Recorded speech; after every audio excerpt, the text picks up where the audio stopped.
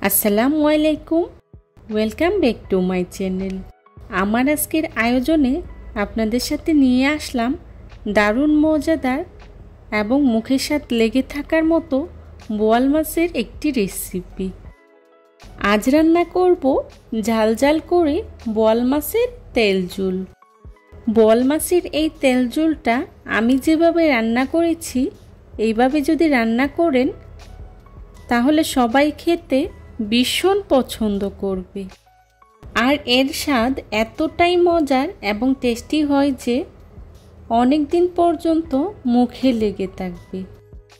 গরম ভাতের সাথে খেতে জাস্ট অসাধারণ। আমি খুবই সহজভাবে আজকের এই রেসিপিটি আপনাদের সাথে শেয়ার করেছি। আশা করছি আমার আজকের এই রেসিপিটি আপনাদের কাছে খুবই ভালো লাগবে। যদি ভালো লাগে তাহলে অবশ্যই একটি লাইক দিয়ে পুরো ভিডিওটি কন্টিনিউ করবেন প্লিজ। রেসিপি ভালো লাগলে ফ্রেন্ডস অ্যান্ড ফ্যামিলির সাথে শেয়ার করবেন। বোয়াল মাছের তেল ঝোল রান্না করার জন্যে প্রথমে আমি এখানে নিয়েছি 8 পিস বোয়াল মাছ। বোয়াল মাছের পিসগুলোকে আমি খুব ভালো করে কেটে ধুয়ে পরিষ্কার করে নিয়েছি।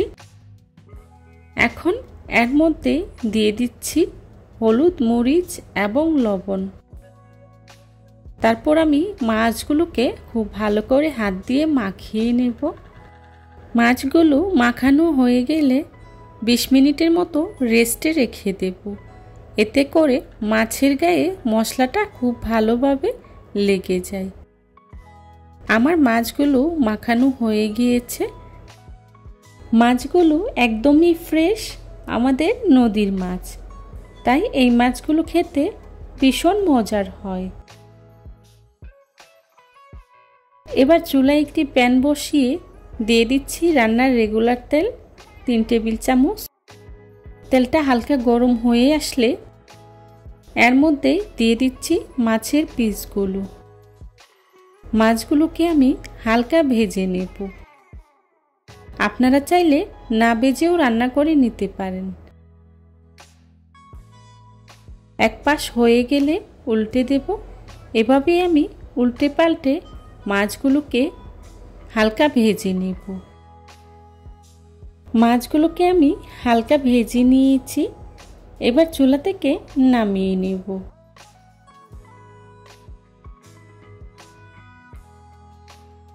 দেখুন মাছগুলো আমি কি পরিমাণে ভেজে নিয়েছি।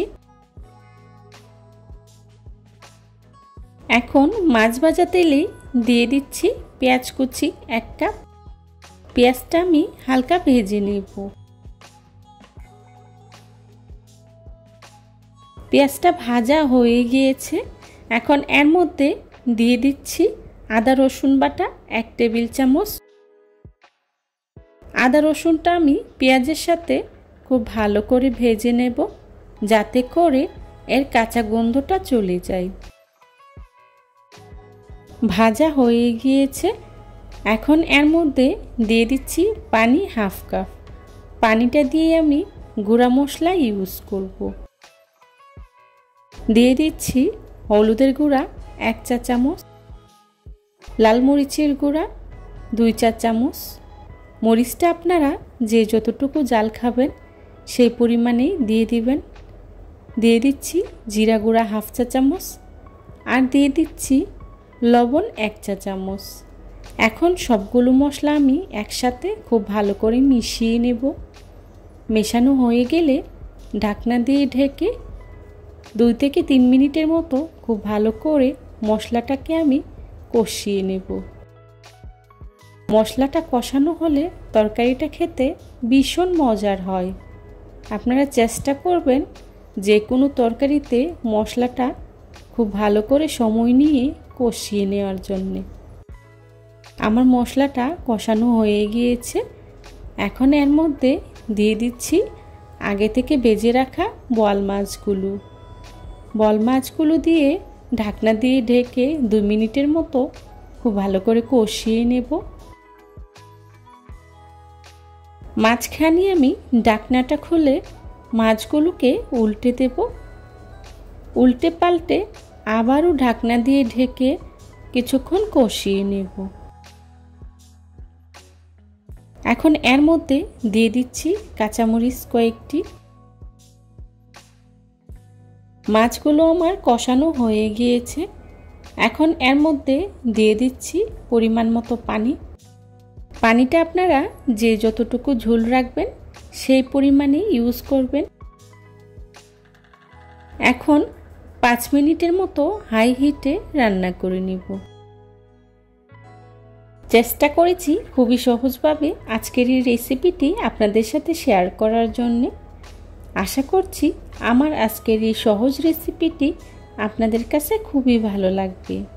যদি ভালো লাগে তাহলে অবশ্যই লাইক, কমেন্ট, শেয়ার এবং সাবস্ক্রাইব করে পাশে থাকা বেল আইকনটি অন করে দিবেন, যাতে করে আমি ভিডিও ছাড়ার সাথে সাথেই আপনাদের কাছে নোটিফিকেশন পৌঁছে যায়।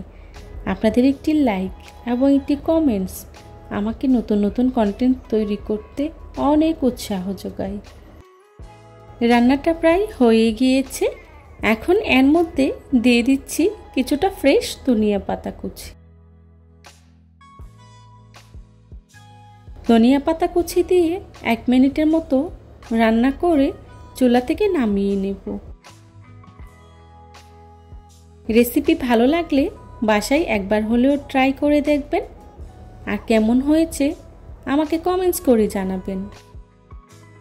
হয়ে গেল আমার দুর্দান্ত স্বাদের ঝাল ঝাল বোয়াল মাছের তেল ঝোল।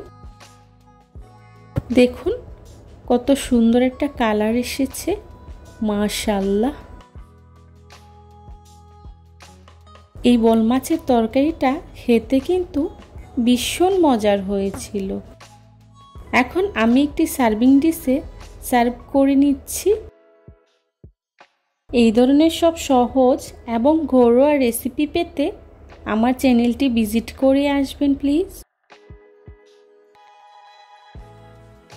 যারা এতক্ষণ ধৈর্য সহকারে আমার ভিডিওটি দেখেছেন তাদেরকে জানাই অসংখ্য ধন্যবাদ। আমার পরবর্তী রেসিপি দেখার আমন্ত্রণ জানিয়ে আজকের মতো এখানেই বিদায় নিচ্ছি। সবাই ভালো থাকবেন, সুস্থ থাকবেন। আল্লাহ হাফেজ। আসসালামু আলাইকুম।